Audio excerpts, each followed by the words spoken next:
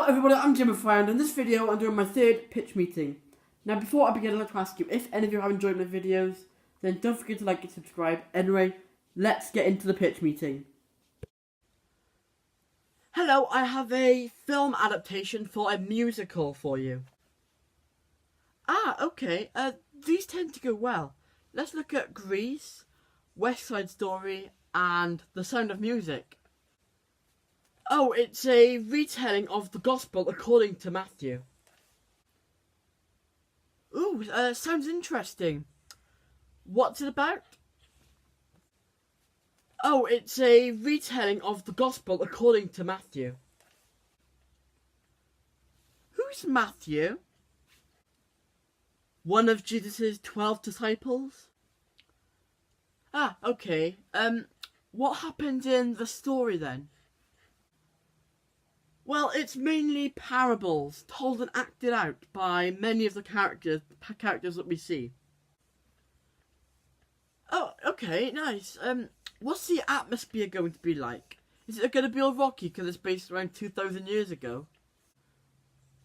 Nah, it's based in New York, or presumably the film's date, which is 1973.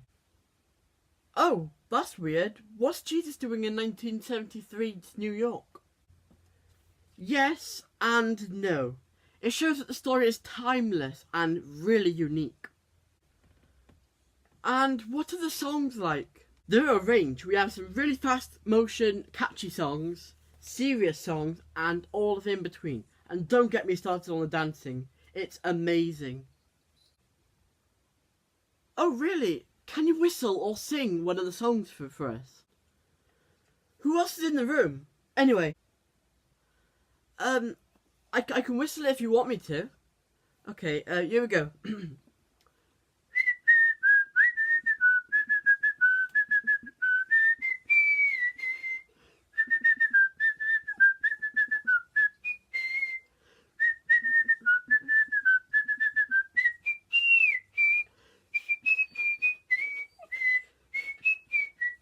That's enough.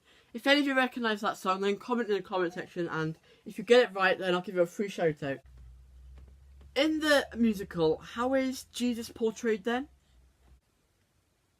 He's portrayed like a role model, obviously.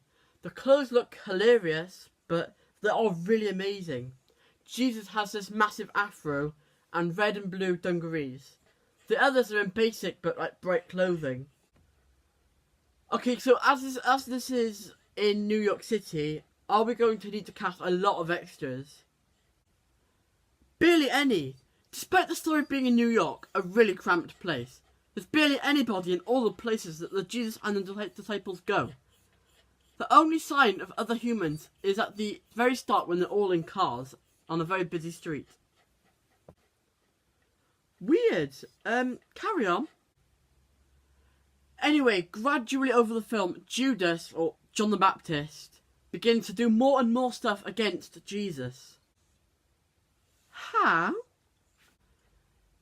Well, it begins with blasphemy, and then going against what Jesus says, to finally betraying him onto the cross. By the way, to any Christians watching, were you surprised when you found out that John the Baptist was Judas? I certainly was. Who are you talking to?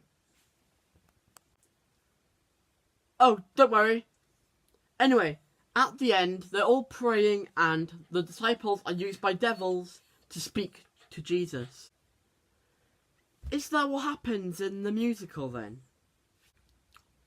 Yes, it is, and it looks really cool. Anyway, Judas betrays Jesus and is nailed to a cross. Yeah, I know what happens. Cross, Jesus, nail in the hand. Yeah. I know what happens now, thank you. I've heard it enough times. Oh, no you don't. At the end, he's going to have a song where, despite him being nailed to the cross for 5 minutes, he's going to sing a song about how he's dying, how he's bleeding, but we don't see any of the blood coming out of his hand, so unless he's bleeding anywhere else, we aren't shown, right? Gotta keep it kid-friendly. Oh, okay, how can we make a sequel out of it? We need money. Not every film needs a sequel. I forbid it. This is a masterpiece. Fine.